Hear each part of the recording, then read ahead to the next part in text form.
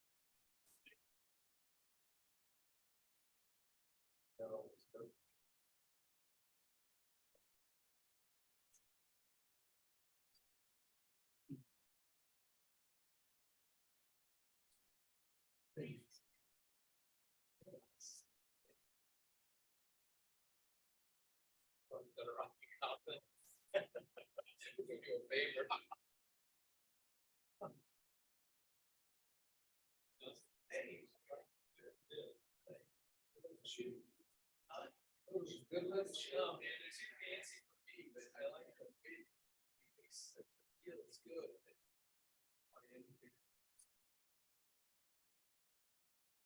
Yeah. This is the t-shirt. I'm facing stuff down.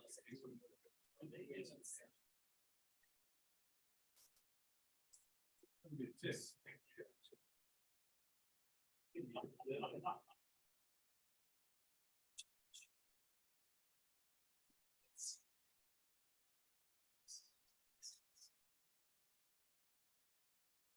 Looks cool. Which way? Yeah, we actually spray it. It works.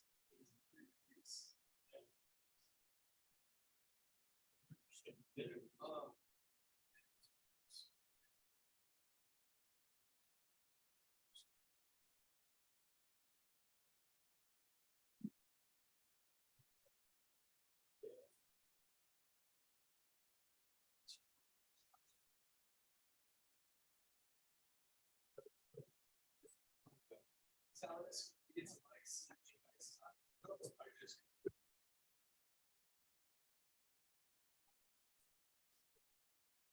Yeah.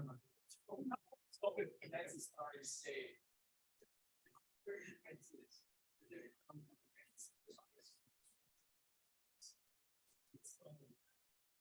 Is if you go stupid. Yeah, really please. They tell you it's the 110 plus students.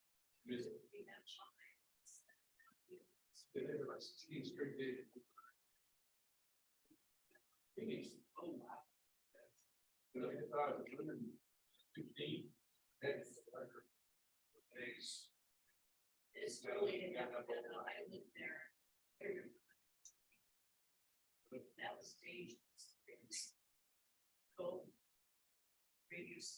Go. And then it was.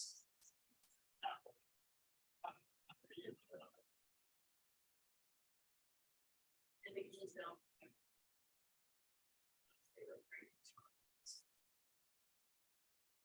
That was. The chief.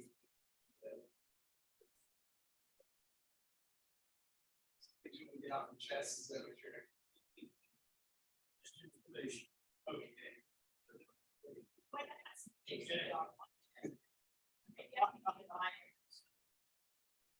Feel like this, it's the student parts. It's the Yes. 5 cents. Yeah. Yeah. Well, it's 10 o'clock. Let's call this meeting to order. Pretty full agenda today. First item is approval of previous meeting minutes. And 3 sets of minutes. First one on April 13, everybody take these separate.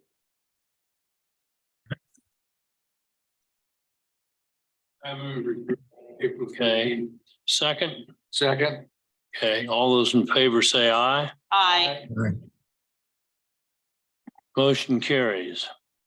The second meeting is for May 11, and I show that Cindy Miles was not present. Move to approve. Second. All those in favor say aye. Aye. I abstain. Opposed? One abstain. Motion carries. The third meeting was June 8th. I was absent. Move to approve. Hartman was absent, McKay was absent, and Nix was absent. Second? Second. All those in favor say aye. Aye. Opposed, the same sign. Motion carries with what, 2 abstentions? Well, there's 4 altogether. 2 of them aren't here, right? Right. Okay. The next item on the agenda is a review of the capital improvements program from Sedgwick County. Lynn Packer with Public Works and Paul Kavanaugh, Facilities Director, are going to make the presentation. Thank you very much for the introduction. Lynn Packer, Sedgwick County Public Works. I'm here with Paul Kavanaugh, as Mr. Dole mentioned. Obviously, everyone read the agenda in advance, which explains why we've only got half the committee here in person. But Mr. Johnson, just know that I am going to ask questions at the end to make sure everyone's paying attention. So, okay, so we're going to present our 2024-2028 CIP as we do each year. Next slide, please. Our budget process is similar than last year's. The dates always change a little, but this past Tuesday, the manager presented our recommended budget to the Board of County Commissioners. Today, I'm presenting with you and hoping to get concurrence that we meet the comprehensive plan. And then July 27th, we will present to MAPC to get the final concurrence. And then on the 2nd and 23rd of August, we will have public hearings with BOCC and the budget in general. And then later on that second day of public hearings, we will have budget adoption. Next slide. Next slide, please. So why are we here today? The KSA 12748 basically mandates that we come up here and ask that the Planning Commission make a determination that CIP is in conformance with the comprehensive plan, and that we have to have that done before we can actually spend money on any of our projects that are in the CIP. And besides that, it's nice to know what we got going on. So next slide. As a little bit of background, current county infrastructure, we have 600 miles of road, 603 bridge structures. We have over 19 miles of multi-use paths, which this CIP actually will expand on a little bit.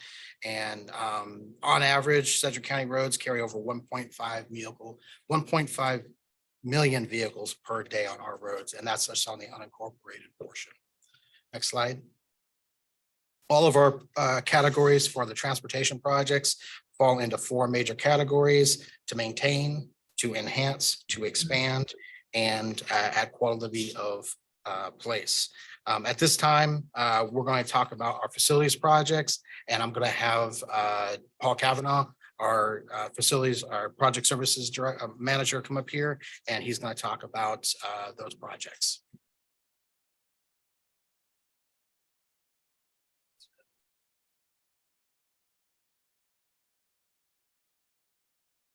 Good morning, everybody. Good morning, Joe. Good morning, Paul. I'm going to try to run through these pretty briefly. I know you've got a big agenda. And go to the first slide, please. They are based, if you've been here before, on critical need first, and then less critical as we go through this category. Category 1 is the highest priority, obviously.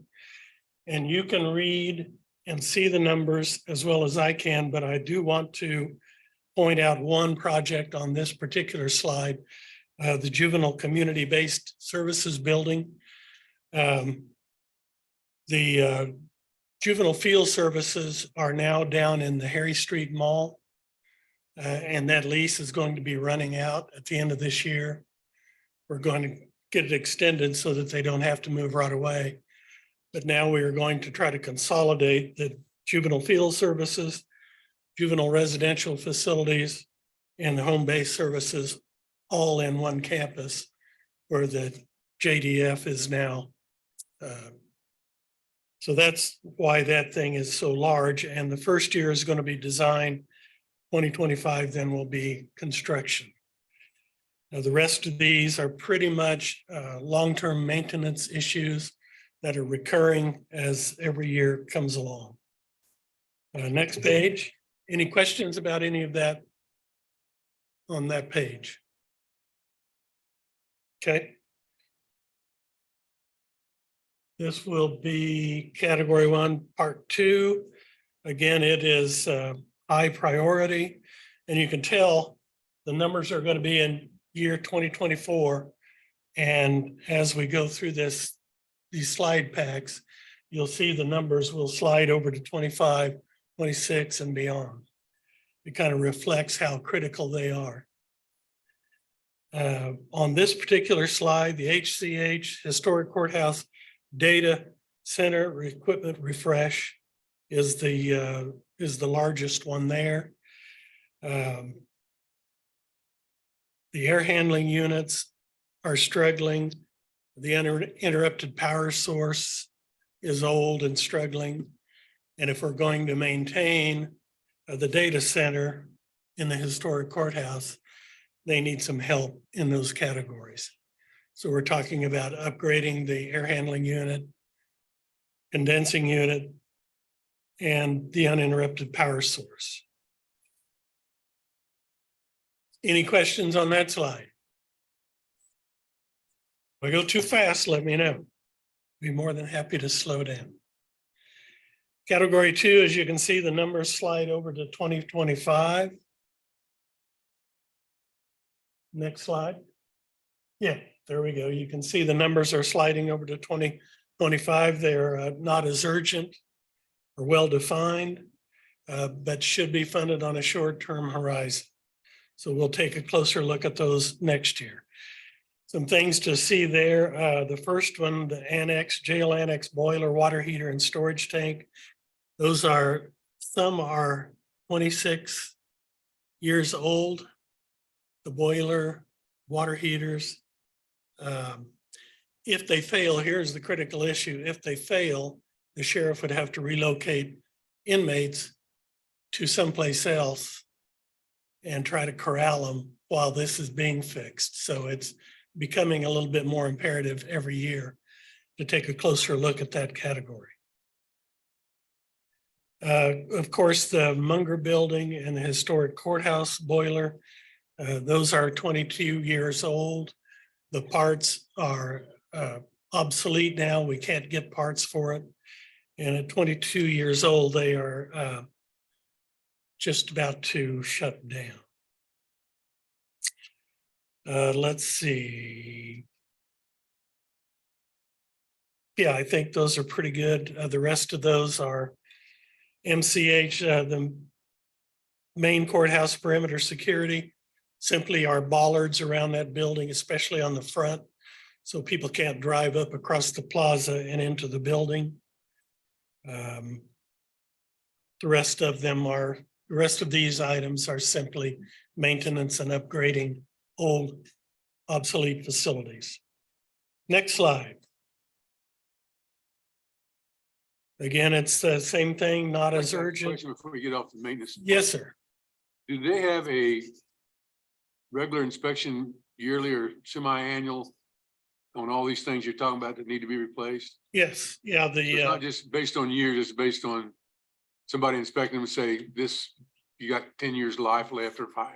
that is correct. The All right, thank you. facilities group has the directors of each facility, each area that they're in charge of, go through their facilities and bring those reports back to us. And there is a lot of very intense and involved discussions about all of these items among the directors of all of the different parts of the county to make sure that we're on the right track, that the most critical ones find their way to the top of the pack, and the ones we can set back for a year or two, we can move to the right. The next one, category 2, part 2, yes, I think we've talked about that, right?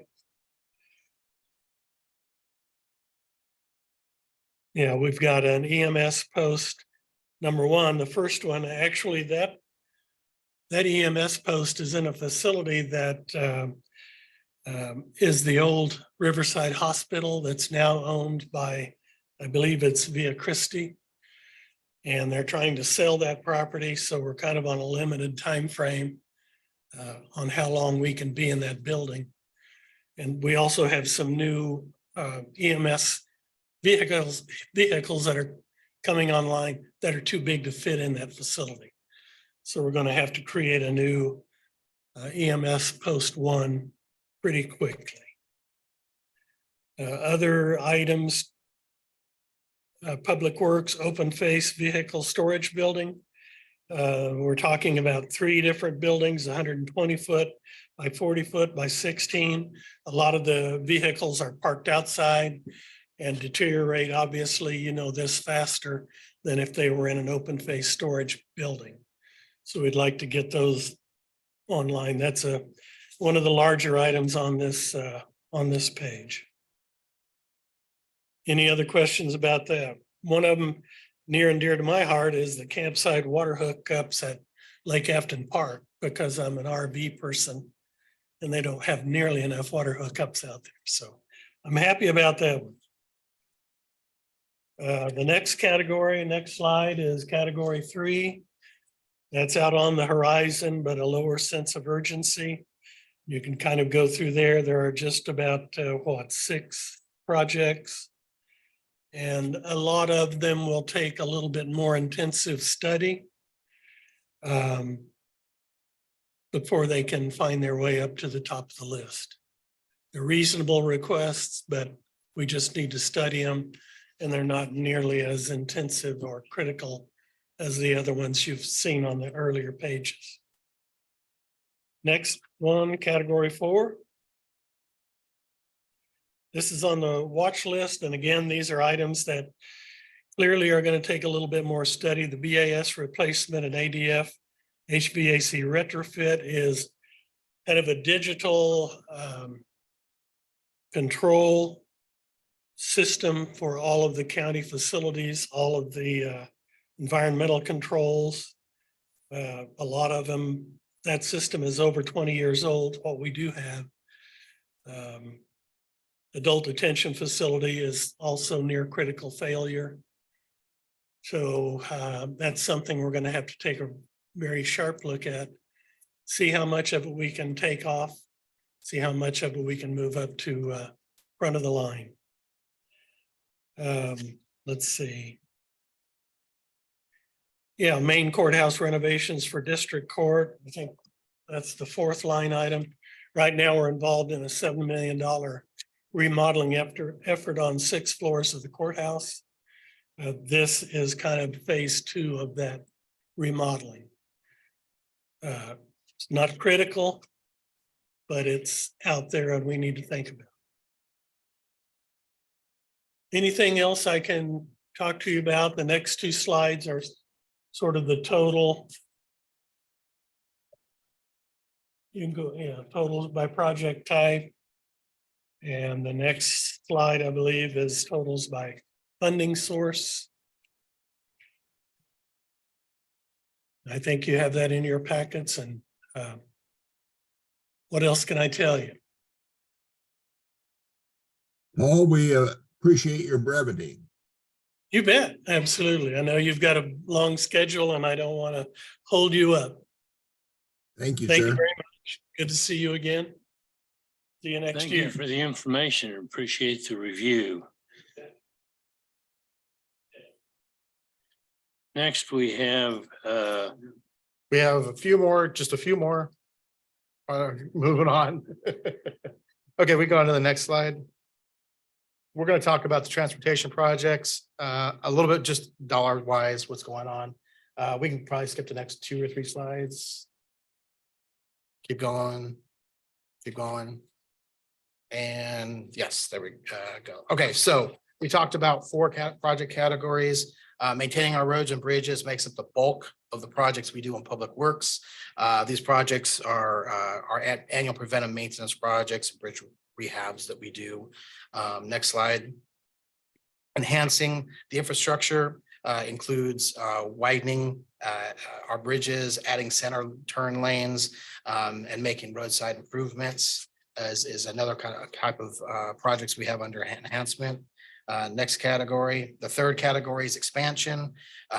Expansion includes reconstructing road, for example, going from a 2-lane to a 4-lane or a 5-lane. Also constructing new roads and highways, for example, like ARC 95. And then quality of place is the last category. Next slide. And that's going to be hike and bike paths, making improvements to parks and public spaces. So the goal, next slide, the goals of the public works projects are twofold. And that's number 1 is to go ahead and touch our roads about every 5 or 6 years for preventive maintenance. And then also on our bridge side, we want to replace or rehabilitate our about 30,000 square feet of bridge deck every year. We have about 2.1 million square feet of bridge deck, and that represents about a 70-year lifespan for our bridges. So I will highlight on the next slide our changes from last year when I came up and presented to you. And that is basically the changes that you're going to see from last year to this year is that we've increased funding for several of our projects, keep up with labor and material costs. We've eliminated one of our projects. You may remember we did the emergency closure down on 63rd Street over the Ark River, down between Hayesville and Derby. That we actually did more than the minimum repairs there, and we're probably going to get another 10 to 15 years of life out of that. So we've taken that. That was going to be due for replacement next year. So we went ahead and has pushed that back and removed that project this time. We've added 6 more bridge projects to the CIP, and we've added 3 new road projects to address declining conditions.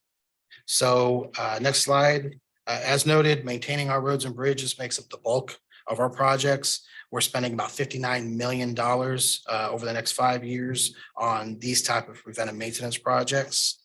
On the next slide, for our bridges, we're going to have 1 additional rehabilitation project, and that is going to be on Seneca Street over the floodway.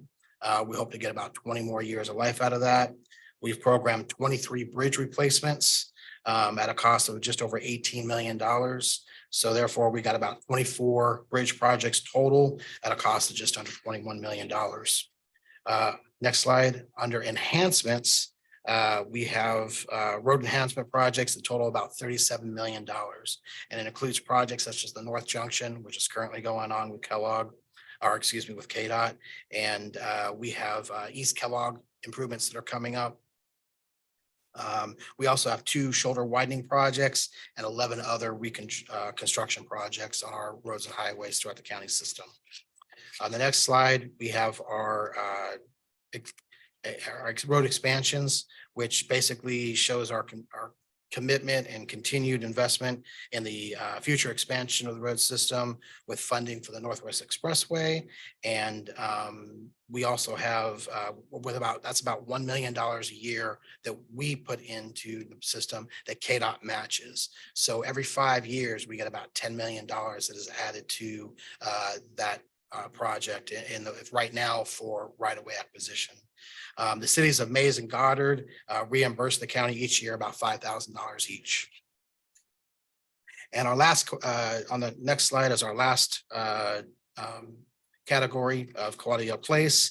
And that's where we do, like I said, our bike paths and parks and improvements. And we have $1.55 million that is going to go toward a bike path on Maple Street.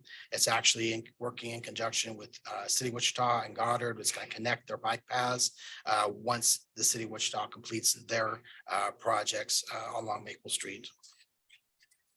So the next slide is our 5-year summary of spending, and doesn't look like that came out very well. So you're gonna have to trust me a little bit.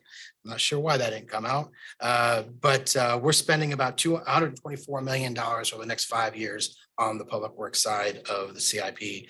$59 million for road maintenance, $21 million for bridge, $37 million that supports enhancements, $5 million that contributes is our local contribution to expansion, and $1.6 million, almost $1.6 million for quality of place. That's about 1% of the total budget. Next slide, if that one came out. Okay, there we go. So the community investment goals. The first goal of the transportation within the community investments plan is to preserve and maintain a safe, cost-effective and reliable transportation system that strategically supports the growth, vitality, and quality of life of the aspirations of the community. Next slide. So we feel that we've met that first goal with a CIP that will preserve and enhance the county infrastructure that's already considered to be in good condition. We got $80 million is proposed to be spent on existing roads and bridges over the CIP, and that's about 65% of the total requested funds for this next 5-year CIP. And the next slide is transportation goal number 2. And the second goal is to improve and increase the movement of goods, people, and information with better connectivity and mobility options in our community. Next slide. The second goal we feel has been met because this proposed CIP will invest in the Maple Street bike path and the long range planning with the Northwest Expressway. The proposed bike path will connect Goddard and Wichita, as I mentioned, and Northwest Expressway will create a new route simplifying connections between Eastern and Western Sedgwick County. So next slide, back to why we are here. And that is to request that the Advanced Plans Committee recommend to the full MAPC that this capital improvement program is in conformance with the community investments program. And our last slide is if you guys have any questions about those projects or meeting our goals. I would certainly make that motion, Mr. Chairman. Mr. Joe? I've got a quick question before that. I may have missed this, but can you tell me what the 5-year projection is this year compared to what the CIP projection was last year? As far as total costs spent? Total, yeah. Let's see, this is 124. I believe last year was could be wrong, but I believe it was 118 million. Thank you. Are there any more questions of the speaker? We have a motion and a second. Yeah. Just a quick question on that increase. How did that affect the mill levy or the income side of that? We have a recommendation right now is to keep the mill levy as it is. The commission, as reported on Tuesday, is looking at potentially reducing it by a quarter, if it can, a 1/4% if it can, a quarter of a mil, I should say, if it can. And that's something that will be vetted out over the public hearings over the next month. Thank you. I have slight correction on the recommended action.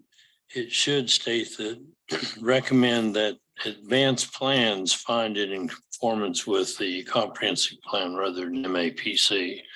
So if you're willing to Absolutely. accept that as your motion and second, all those in favor say aye.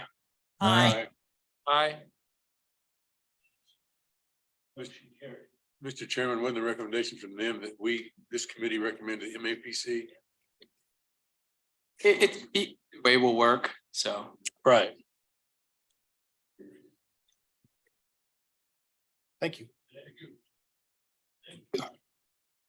Now we'll call on Mark Manning, City Finance Director, to present the Wichita CIP report.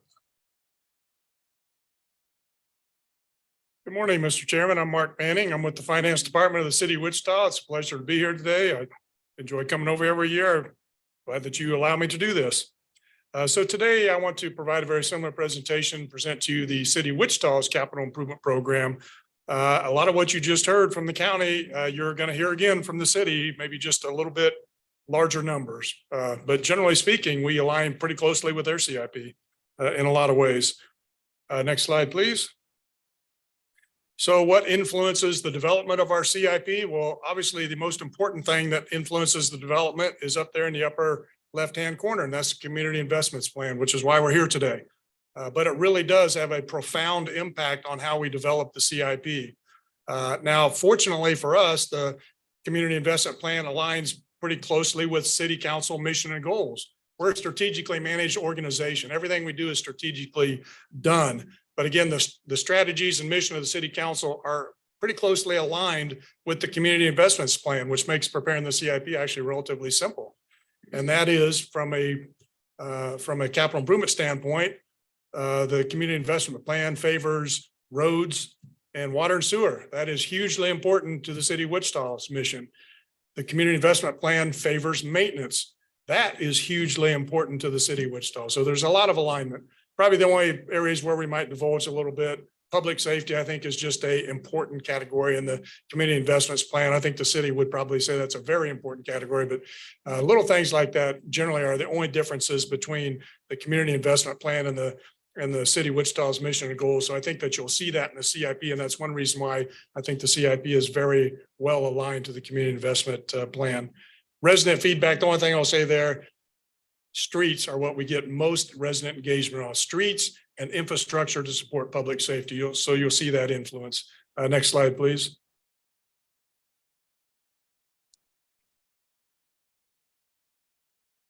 Okay, I have two pie charts on the CIP. I won't spend a whole lot of time on them. I would just tell you that funding source, our CIP is about 3 billion with a B, very large. Now, about a third of that is water and sewer utility projects. Of course, the BNR project for the sewer system is a huge component of that. But we spend a lot of money on water and sewer, which again aligns directly with the Community Investment Plan as a high priority. That's about a third. Another third is what I would call local funds, which is property tax funds, which is GO at large, and sales tax funds, which we get from our partners at the county through the countywide sales tax. That's another third. We're going to spend most of that on freeways and roads and maintenance. And then the other third is everything else, federal and state money, special assessments, variety of things like that.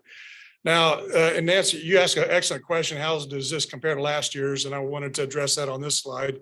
3 billion is what we're at over the next 10 years. I think the county does 5, we do 10. So we're 3 billion over 10 years. 1 year ago, when I presented this slide to you, I think the total was about 2.4 billion. So we're about 600 million or so and change higher.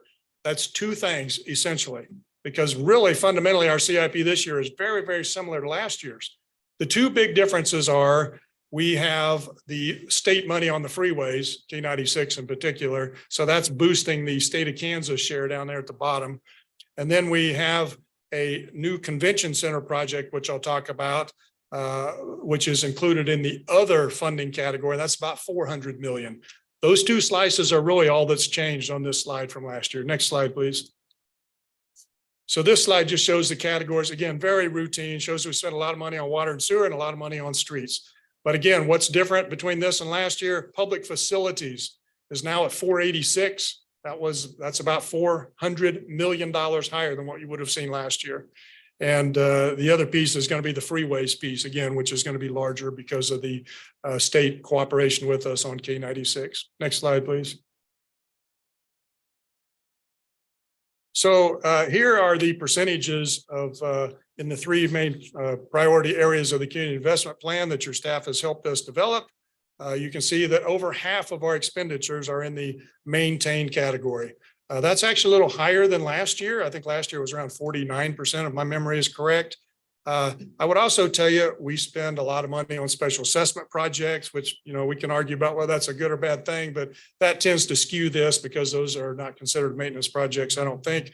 I mentioned the 400 million for convention center. That's going to skew this a lot.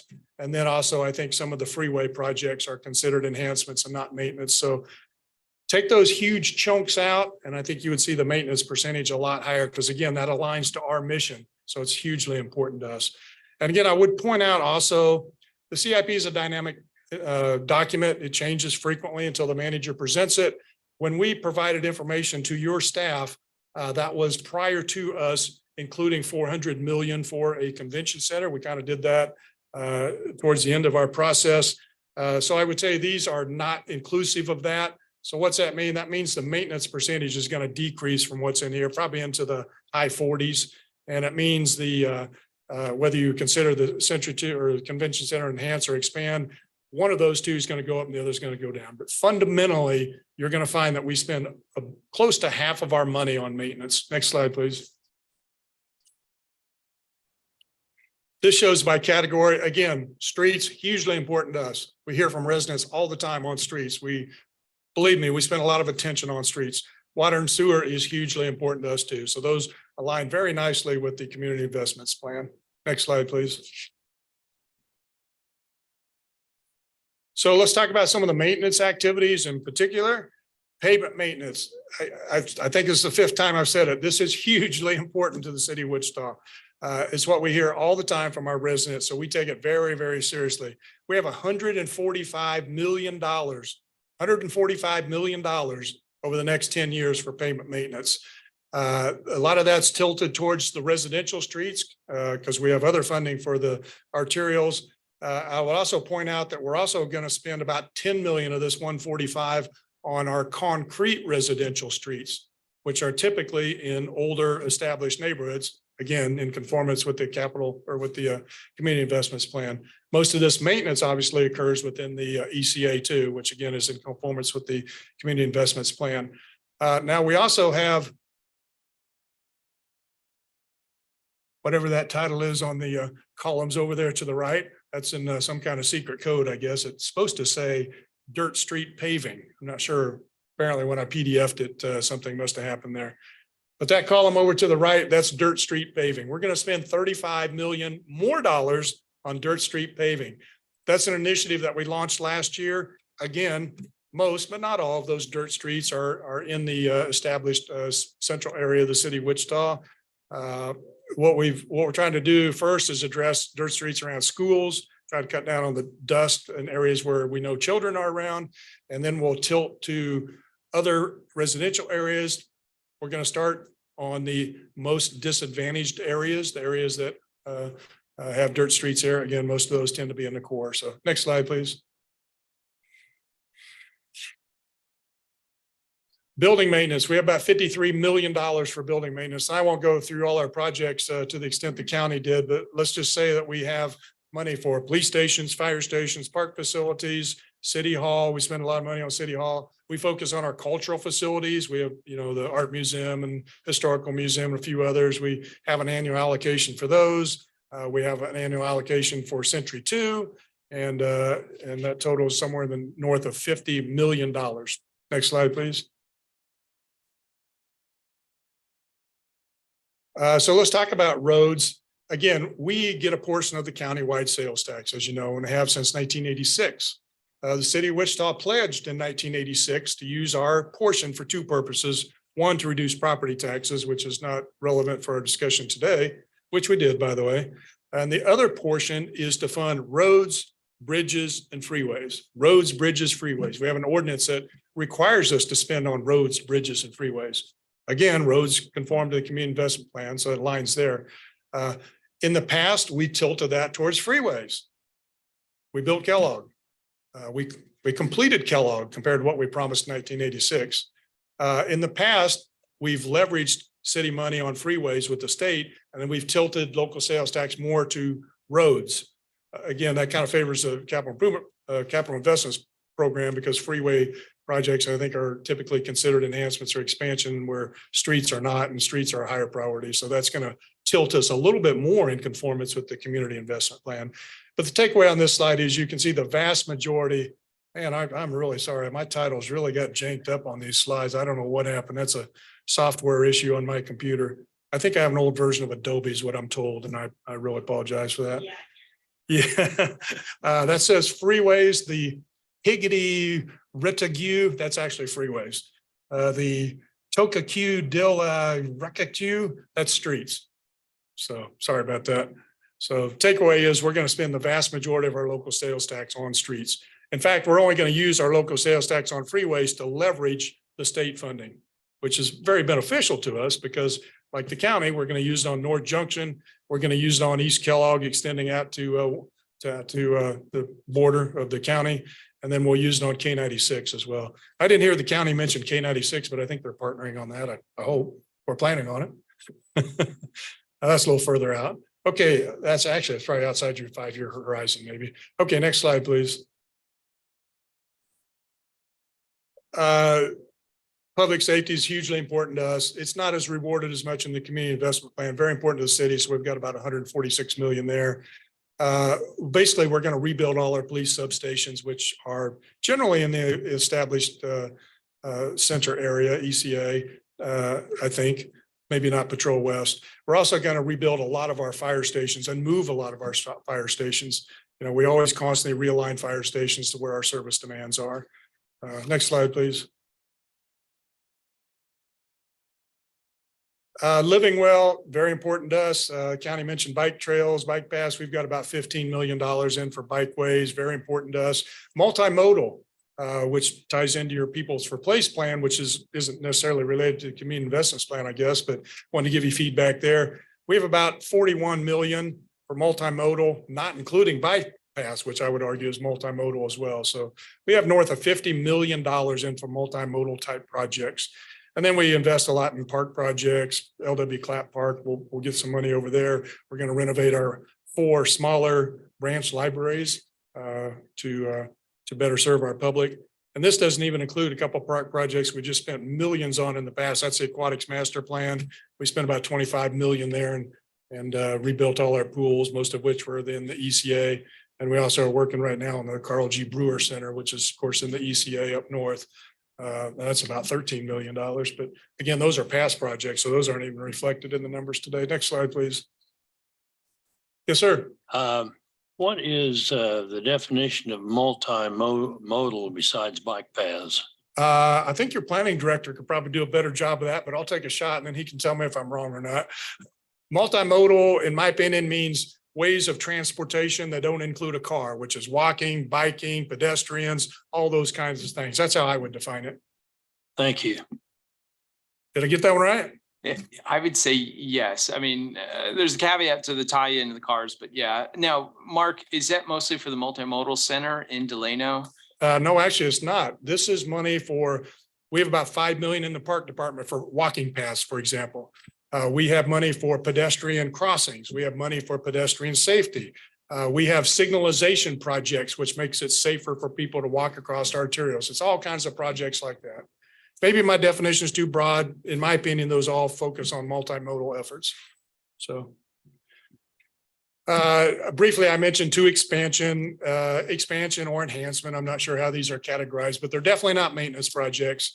That's freeways. We have a lot of money for freeways, $500 million. That's because we're counting the state's money in our CIP. Our portion is very, very small. Again, we're partnering with the county on finishing up the North Junction and also on expanding K-96, which I think is a 26 or 27 project, and also East Kellogg. let me talk about convention center briefly, just so you know. Again, it doesn't really align to your business today. We're keeping Century 2. Century 2 is essential. It's an iconic structure. We are keeping Century 2 for cultural activities. However, we recognize deficiencies in our convention center.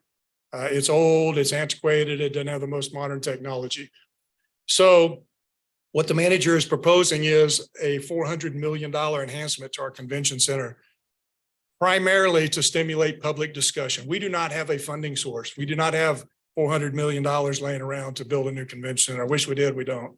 So what his purpose is to identify it as a community issue and to stimulate discussion on what's right for our community and how can we fund a convention center in our community. So that's why it's there. Again, it really doesn't align to the community investments plan very well. It's certainly not a maintenance project, but I wanted to give you that color on why that's included in there. Yes, So ma'am. I just want to be clear. So we would expect that a new convention center or a rebuilt convention center would cost us 400 million. We're not investing 400 million to begin that engagement.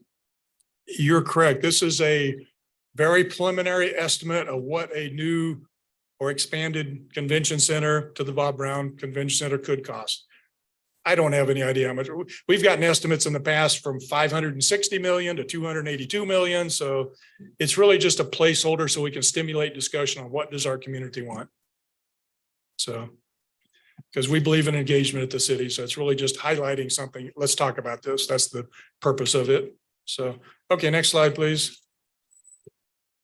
I think I'm getting very close to the end here, by the way.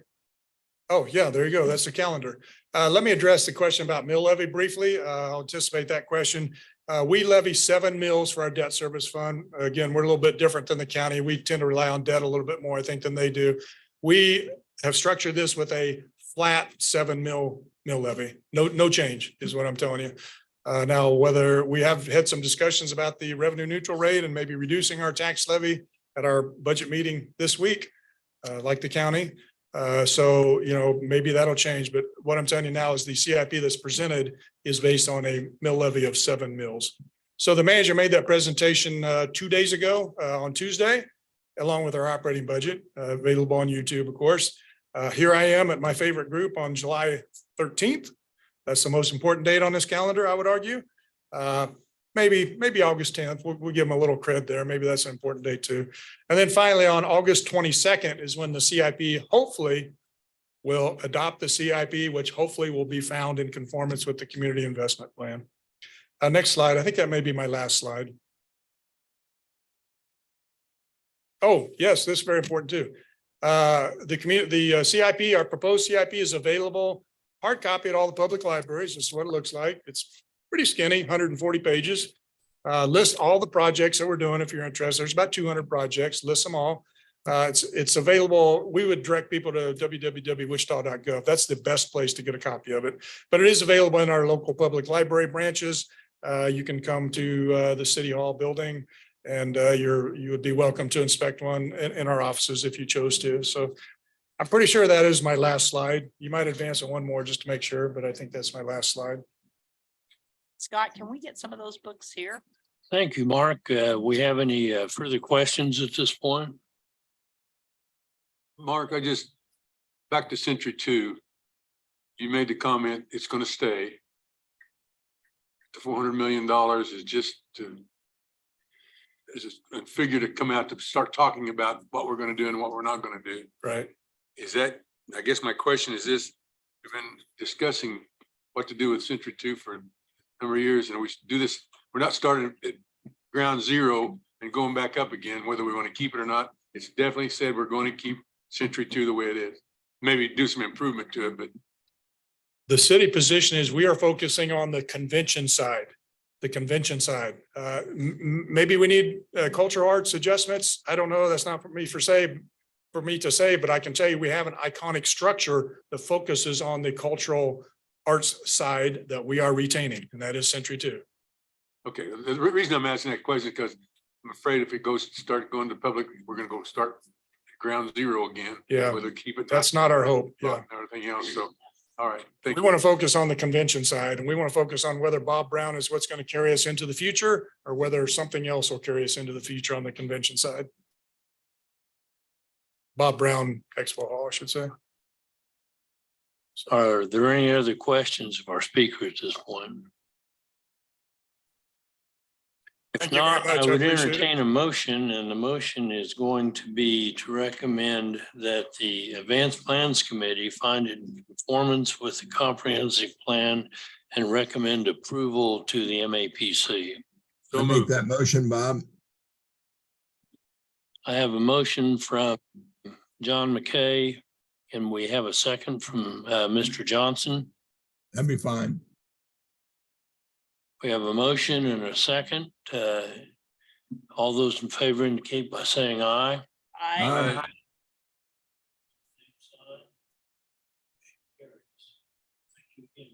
Sir, thank you for inviting me. Great presentation, Mark. Thank you, Joe. Appreciate it.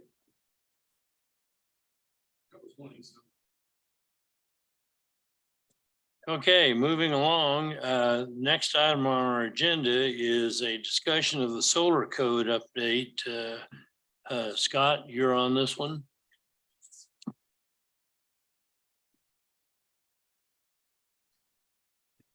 Yes, actually, should.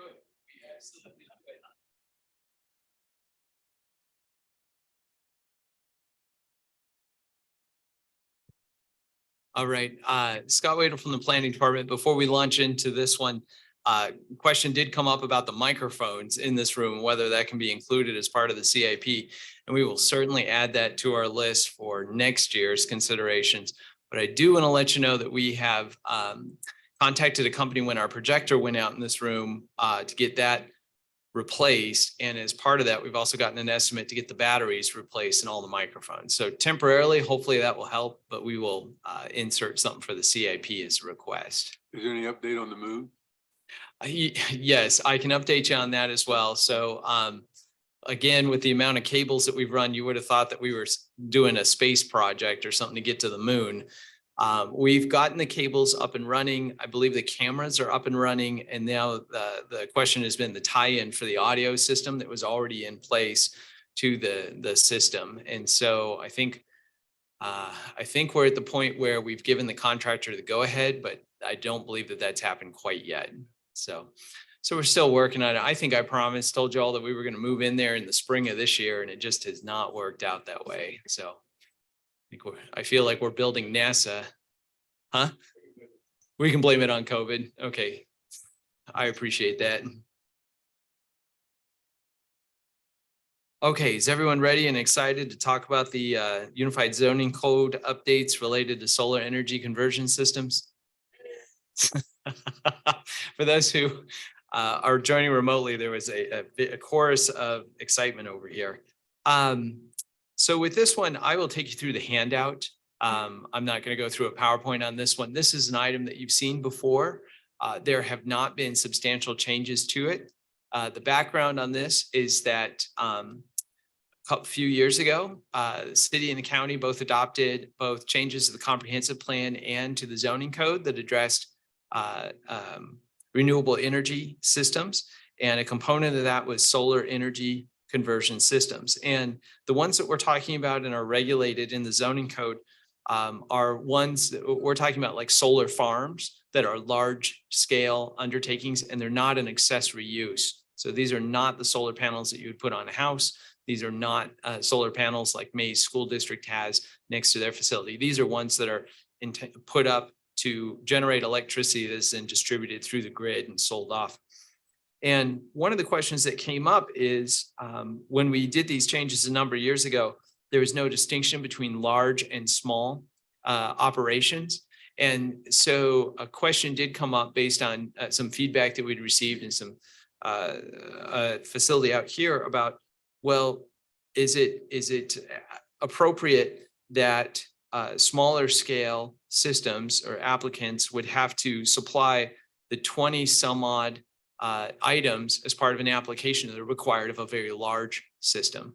And so we've spent the last couple of years going through, looking at what other communities do, looking at our code and discussing with other folks about whether or not that is appropriate and whether it should be changed. And so the recommendation in front of you is to change the zoning code to reduce the number of things that need to be included as part of an application for small scale, essentially solar farms. And there are 4 categories because we break up unincorporated Sedgwick County. We distinguish between unincorporated Sedgwick County, large and small scale, and also City of Wichita and the City of Wichita's urban growth area as a separate category. So there are 4 large and small in each of those 2 categories, unincorporated Sedgwick County and City of Wichita. Attached to the staff report is the actual text changes that are proposed and recommended to you by staff, and things that are underlined have been either edited or added, and the things that are struck out are the things that would be removed. And so, for instance, on page 7 is the small scale solar energy conversion systems in the City of Wichita. And I just want to give you an idea of some of the things that would not be required of an applicant submitting paperwork that qualifies for this. So they would not have to do a solar glare hazard analysis. They would not have to do an environmental assessment to EPA standards. They would not have to provide information that addresses stormwater drainage, solar erosion, soil erosion, sediment control. So that gives you an idea. There are many others that are in there that are proposed to be removed. We've kept the ones that we felt are important for that size and scale of an operation, but again, trying to get to a reasonableness where what we're requiring of the applicant is matches up with the scale and the impact. Another thing that I guess I'd like to highlight real quick is just what is the definition of large and small, because it does vary. And that is on page 3 of the packet that you've got in front of you. It's the first page of the proposed zoning code changes.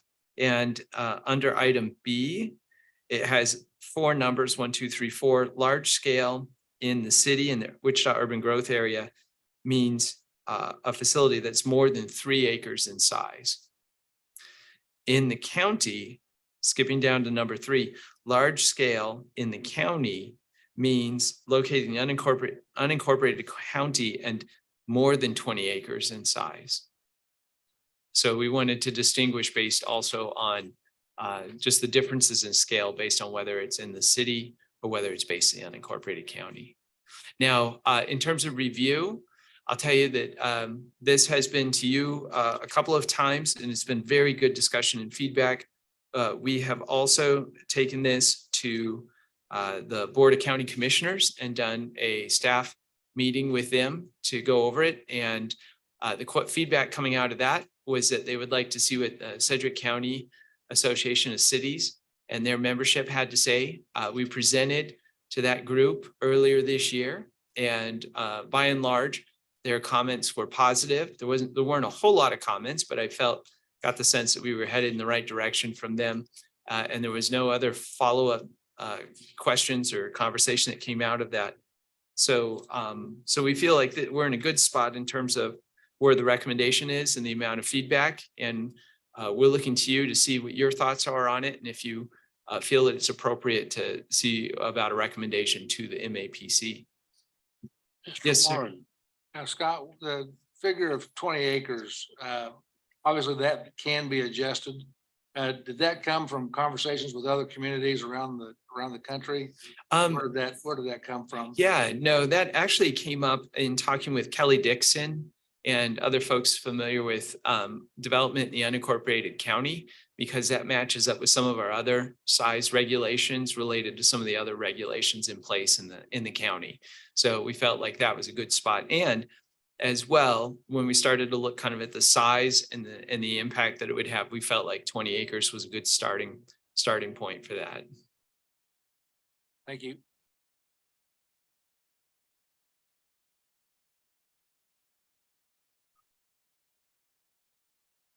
Okay, then look like. Chuck, did that answer your question? answer the question, what's going through my mind is trying to think of, if I was driving in the county and I saw 20 acres of solar panels, that's a lot of solar panels. It's a pretty large, yeah. I don't know if it's not large enough to feed a city, what, their Yeah. needs, but that's a large section of panels versus 1 or 2 or 3 acres. Sure. Perhaps one thing that I could offer is that in the zoning code, all of these, large scale in this and small scale in the city and large and small in the county would still require a conditional use. So they would still come before the MAPC. And as part of that review, if the MAPC felt like anything that had been struck out of the small scale in the county or the city, if they felt like there was something that was important, you all could request that information be provided for that particular case. So you always have the option of asking for additional information. Well, I guess what I'm seeing is that in terms of practicality, anything close to 20 acres is going to bring out a lot of people in opposition. I mean, that's just if somebody comes in with a proposal to put 20 panels, saying that changing the nature of the county. Especially on a conditional use type situation. Yeah. So the 20 and the 3 are just guidelines. No, they would be written into the code. And so if you were more than 20 or more than 3, then you would qualify as large and you would have to submit the 20 some odd things in addition to your application. If you're below that or at that or below that, then you would not. You'd have a smaller list of things that you would have to submit. I guess what's the criteria to determine 3 or 20? Yes, it is the size of the project area. And in calculating that, we would also include if it leaps across a road, that it would be included as well. So it's the total project area. I don't recall for sure, but have we approved a solar panel project of that size, 20 acres or bigger? There's been talk about one out around Colwich, I think, hadn't there? There has been discussion. There's not been an actual application submitted. So we're waiting to see if that comes in. To my knowledge, the Planning Commission has not reviewed nor received an application for any solar energy conversion systems in the county. Thank you. One more question. So Sure. the criteria to require in a development stage, this type of energy, where does that come from? Is that just a suggestion by the developer, or is it a requirement by the planning staff, or who? Are you, Mr. McKay, do you mean the mix of electricity that's used by a project or? Well, you said a while ago, and I'm gonna try to find an example.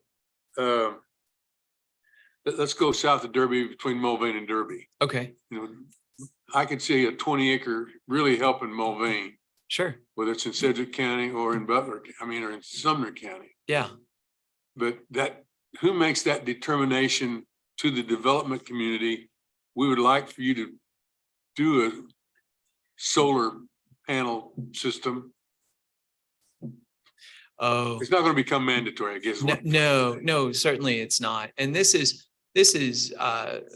these regulations are for the zoning code, so they would apply after, as part of the review process. So there's not an influence or an impact in terms of where solar panels are determined to go by the applicant or when. Yeah.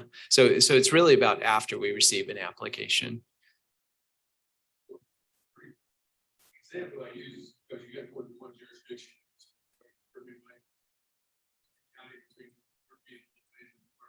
Uh-huh. Yeah. Okay. So I think as just to reiterate that question, Mr. McKay, I think part of it was that there are multiple jurisdictions in the county, and that there could be discussion about, well, where is a solar facility most appropriate? And at this point, the comp plan speaks to it in general, but it doesn't specify locations. It's kind of silent on that. It is something, if you felt like it was desirable to provide guidance like that, that could be incorporated at a later date as part of a future land use guide. But at this point, we're largely silent on the location. Good, I'm glad you said that last sentence. Scott, this is Tim Mullen. I'm a concerned citizen regarding your ordinance here. I noticed that when I read it, it does not address any type of a performance bond or a security bond when it comes to the potential of dismantling or reclamation of the project. Don't you think it's appropriate to put something into the resolution regarding that the owner operator provides some kind of I call it a performance bond. It could be a bid bond or a security bond. And I also had submitted about 6 other questions to you, Scott. Yes, and these questions are part of the packet you have. That's what this single page is. Okay. I'm afraid I don't recall getting those questions. I may have gotten them and just forgotten about it. But Mary, did I receive those or did you? They came on a pod call. They came on a pod call. Yeah. Okay, so those were not forwarded to me. Okay, well, they're here. And They're I in the packet. am curious about the Yeah. responses to these particular questions. Do you want me to ask them of you, Scott? No, I mean, I'll defer to Mr. Dool. Typically, we take the public comments after the presentation, but if you'd like, sir, I can respond to it. Well, I think if there are 6 questions, we'd probably be best to wait until the end, which is our normal procedure on this. Okay, I just didn't know when to bring my questions up. I'm sorry. Yeah. No problem. I'm new to this process. Ms. Miles, you were curious though about the performance bond and the removal, is that correct? No, I was curious about at least the first 4 questions that were on here. So one, size. Do you think it would be appropriate to limit the size of a large solar panel project to say 500 acres? And with the discussion we just had, I mean, certainly 20 acres seems like a lot. Maybe we should make a maximum of size. One of the dynamics about this is for this proposed change, we limited it to removing things that were already included and not adding additional requirements. And one of the things for you to consider is that there is discussion about a future application coming in between somewhere in the area of Colwich and Mays. That, from what we've heard, that application would be approximately 1,500 acres. So if you did insert a new condition to limit the size of a project area, you may make that project, that application, ineligible.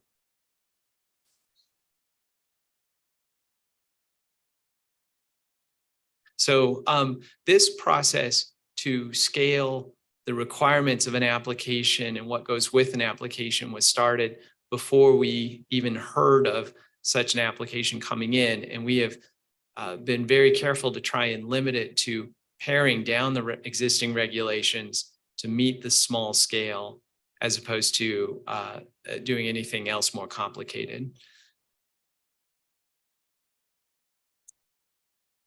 Any more questions on this? If not, why don't we go ahead and move on through your presentation and we'll take questions at the end. Okay, that actually, sir, is all I've got for the presentation. Hopefully, but if you've got any questions about the background or information, I'd be happy to address those. Scott, this is Joe. Yeah. I'm not in favor of limiting the size. I think it's something we can review at the time of submission in the location and other criteria that we should have set up of how it affects the environment. Mhm. Any other comments? This item, I don't believe requires any action. Right. Actually, sir, on the staff report, I don't know why it's not listed on the agenda, is a recommendation that you would recommend that the MAPC takes actions, and that's listed on the first page of the staff report. Again, as always, if you're not comfortable taking those actions today, you certainly don't have to. But those are the recommended actions, and that would set this up to go to the MAPC. Well, if that's what you want, I think we can proceed with that, but we need to discuss any changes or amendments to that, such as what Mr. Johnson just talked about. Is there any further discussion on that? Yes, Mr. Warren. I guess my question is there anything of substantial changes or note other than the site definition of large and small in the county and large and small in the city? Is there anything other than that changes that have been crossed out or added that is significant to take note of? No, just to, it's really about distinguishing between large and small and scaling the number of things that need to be submitted with a small application to meet that, what's anticipated to be the impact. I don't have any problem with what you've done with taking off certain things. I still am confused about criteria for size. In terms of, let me see if I can explain that a little bit better then. So on page 3 of the packet, it says solar regulations proposed changes at the top.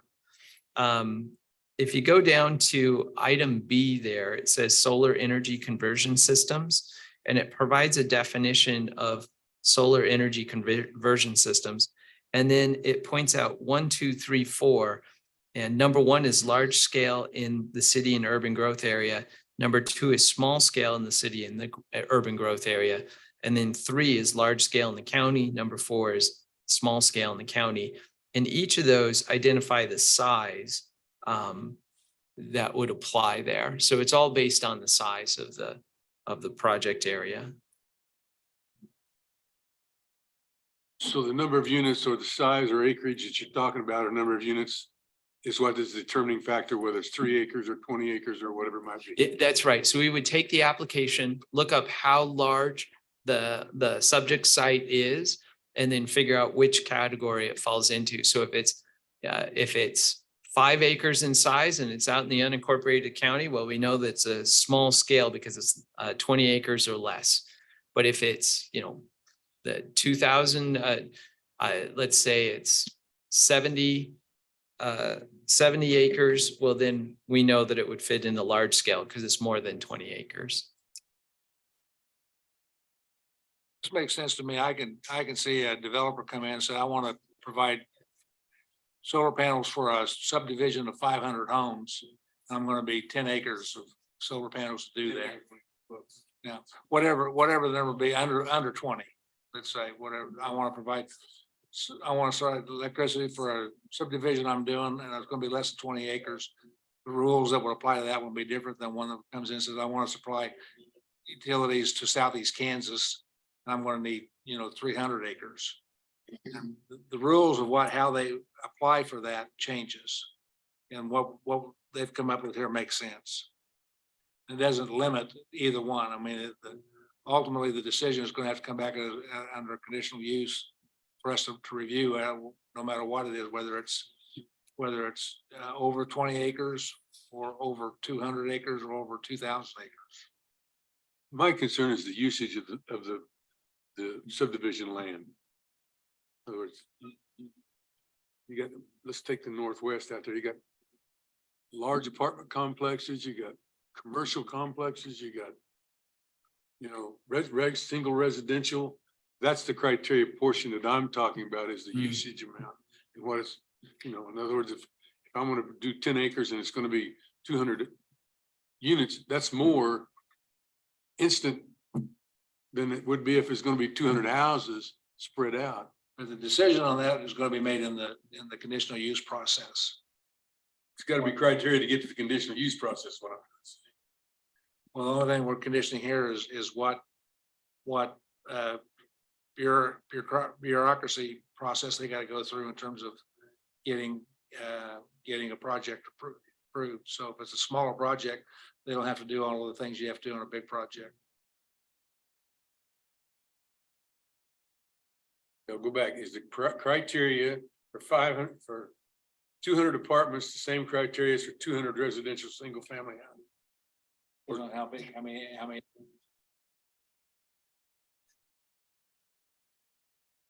If I could help with the conversation, this is simply based on acres and then how many things they need to include with their application on the checklist. I think Mr. McKay and Mr. Warren, I think part of the challenge that you're discussing is, okay, let's say an application comes in, what is the highest and best use of that land? How is it compatible or not compatible with the uses that are around it? And what implications does that have for multiple communities that are nearby? And that will be a very challenging discussion and very likely to come up as part of the conditional use review process. Thank you. That's well stated, I think. So are we ready to take action on this I would item? move to take recommended action. If I could, sir, to jump in real quick, is that we know there's a member of the public who'd like to speak on this item. I'm curious if you'd like to take their public comments. In visiting with Mary, she stated that the staff can answer all these questions and would be happy to do so, perhaps after the meeting or some other time. Yes, we can answer all of these questions, but if he has other comments or questions, we should still let him speak today. He's here. So. It may inform your ideas on this, so it may be valuable to listen. But it's up to you. I'd still like to have a response to these questions. Okay.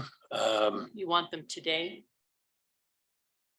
Let's open the floor for public hearing. Yeah, we're opening for public comment. Let's try to keep this thing moving because we still have other items on the agenda. Sir, are you still on the phone? Yes, I am, sir. Okay, we need to get Scott a copy of the 6 questions.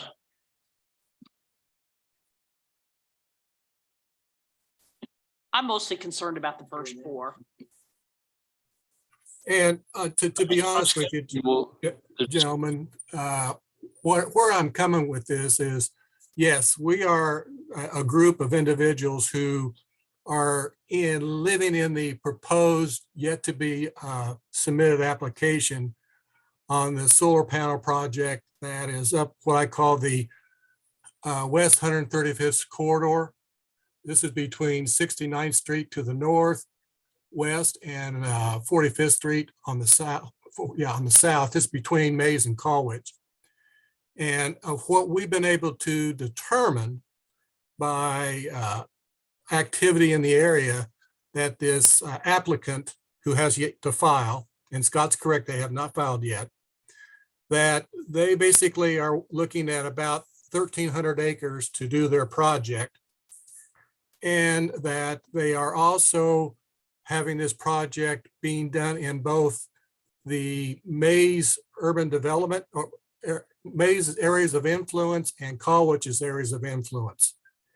And what I was trying to do is reading the current resolution is maybe there should be some consideration taken in helping to applicants understand you can't go put those types of developments or projects in the city's urban development or areas of influence, cities of area of influence, because you're stunning then their growth of potential housing, potential industrial areas. So those are kind of where I came with the restrictions. And I also did take a look at what both Douglas County and Johnson County and also Butler County have done with similar resolutions pertaining to these large scale solar projects. And that's why I was wanting to address, like with the city of areas of influence, because you're really hurting people like that. And then I was thinking about the setbacks because, these are I think there's one individual who said he wouldn't like to see these solar panels that drives up and down the roads. You're talking of 160 acres at one spot that you got over 70,000 solar panels sitting in there. So these were some of the things that we were concerned with and that we wanted to maybe address at some point in time of revising our current resolution that we have out there to address these kinds of projects. It's not that we are not in support of or in favor of solar projects. It's just that we need to be more cognizant of where we put them or where we want to prove them, and not to mislead investors or developers as, oh yeah, you can put it right next to my city, I don't care, which I don't think is really what we want to, the message we want to pass. So that's kind of where I was coming from with mine. The other one that I was really concerned with has to do with when this project is over, because most of these projects are for 35 years. And in this particular one, we know based upon. Trying to interrupt, please. We normally limit Sorry, comments to 3 minutes. I'm going to suggest that staff consider what you've submitted here. I go back to what Scott said earlier in his presentation, that we're still going to consider all the details of an application which has not come in yet. And that includes the highest and best use of land. And I think what you're talking about is going to be more appropriate at the time that we actually get an application. Scott, do you have any further comments on that?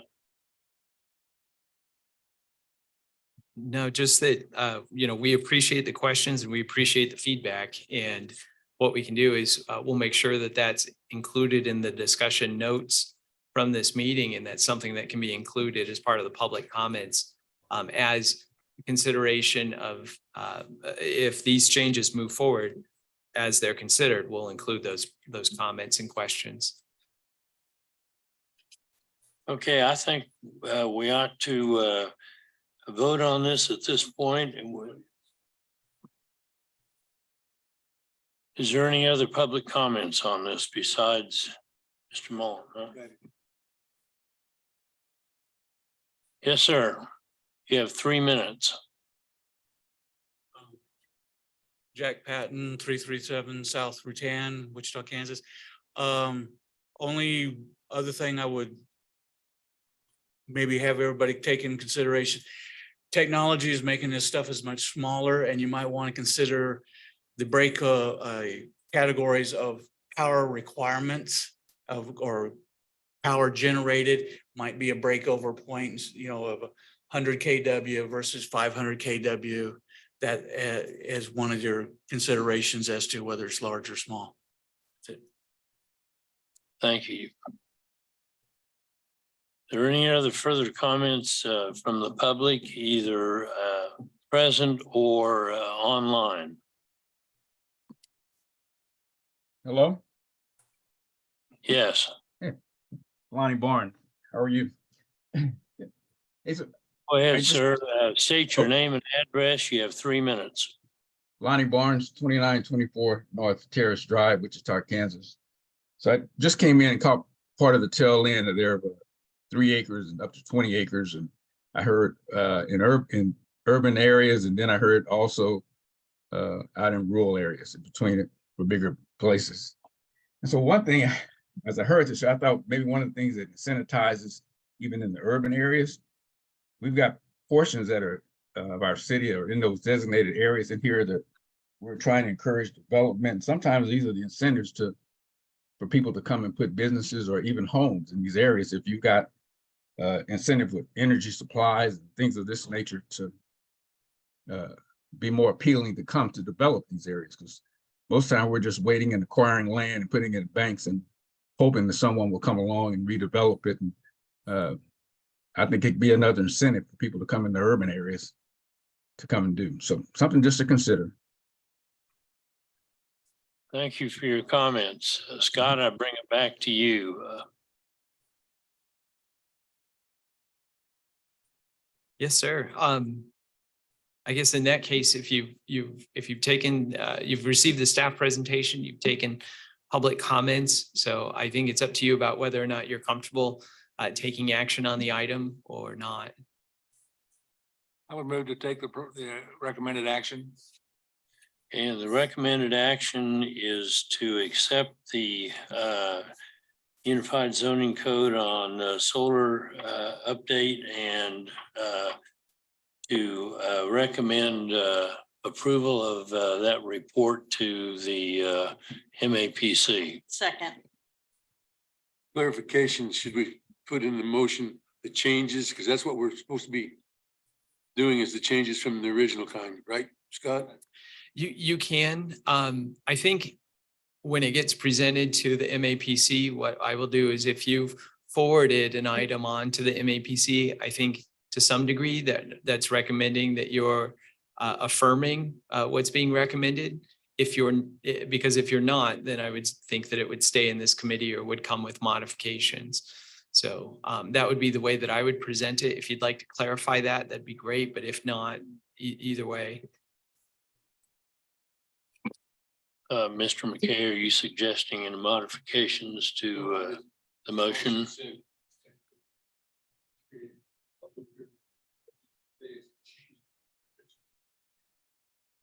That's right. We're asking you to effectively endorse these changes and recommend them to the MAPC. Okay, we have a motion and a second. All those in favor say aye. Aye. Oppose the same sign. Motion carries. Okay, Scott, you are still on with some project updates. Yeah, if we can bring up the document that for this packet, I'm gonna go ahead and grab mine real quick.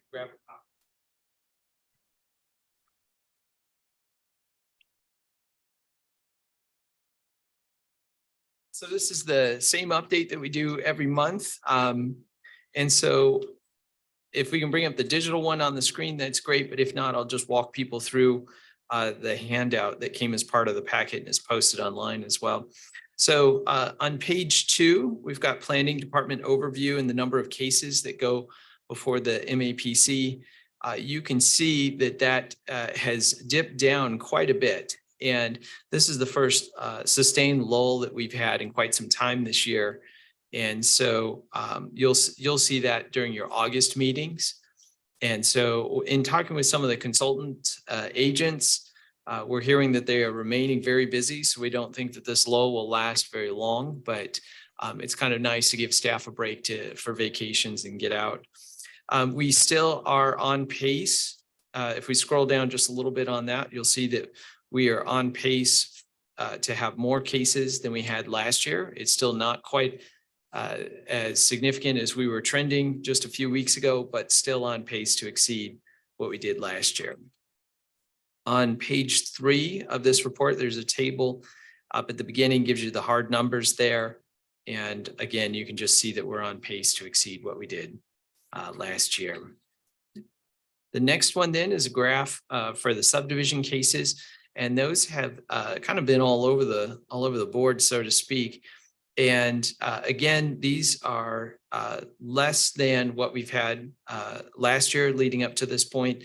But if we go to the graph below this one, if we scroll down, you'll see we're at 37 as opposed to 78 last year. Let's go to the next graph on the next page. And this one shows again that the number of lots that we've had, and the scale on this is really kind of wonky, but you see we've got 1,662 lots that have been processed to date, and we did almost 1950 last year. So I think we're on pace to exceed that significantly. And I think that reflects the housing market and the demand for new housing. Yes, sir. Have you taken into account the difference between duplex and single family? Because we've been doing a lot of duplex. Yeah, and this does not. So unless those duplexes have a lot line in between them or something, they're divided up.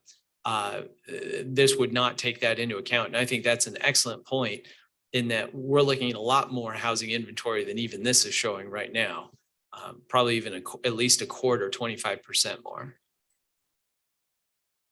If we go to the next page, we've got we'll go ahead and skip over this table and go to the next one. So this is the table that we use to just kind of as a summary of all the MAPC meetings and what cases have been on there. And you can see we're more than halfway through the end of the year with what cases are coming up. And so we've just been pretty busy. So, and you can see that from this table. Next, the next page then is pie charts that show our staffing levels and this is through the end of June. Our admin division is 100% filled. All those positions are in current plans. We have a number of positions that we are hiring for. And that one is the senior planner Aaron's position. We recently filled the associate planner, which is Greg, who is here working with Neil now to learn about subdivision regulations, and he comes with experience on that. And for Aaron's position, we conducted interviews last week, and I think we have a really strong candidate for that position. So that's great news. In the advanced plans division, we have a couple of openings. We have a senior planner and principal planner position. And so we are working to fill those and get applications for those. In zoning enforcement, we were one position that was open. That was Michelle's position. She took a new position at MABCD. And I'm glad to say that we have made an offer to an individual and they've accepted. So we hope we'll have that position filled by the end of this month. And then the rest of these are updates on different projects.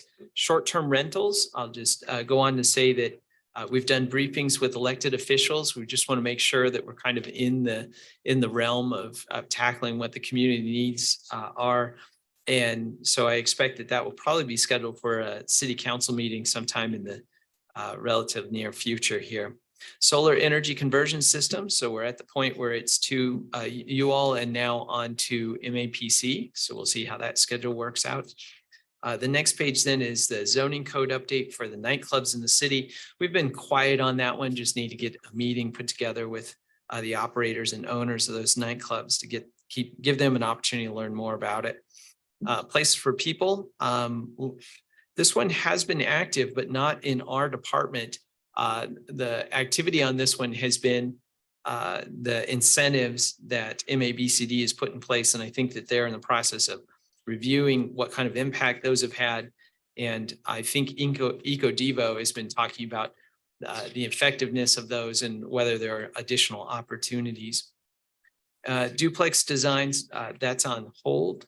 And that takes us through the update. So with that, I'll stand for any questions. Are there any questions of Scott at this point? If not, we appreciate the update. Thank you. I think this brings us to any other public comments from anybody present or online or on the phone. If so, you have 3 minutes. Please state your name and address. Hearing none, I have no other business. Our next meeting is going to be Thursday, August 10 at 10 a.m.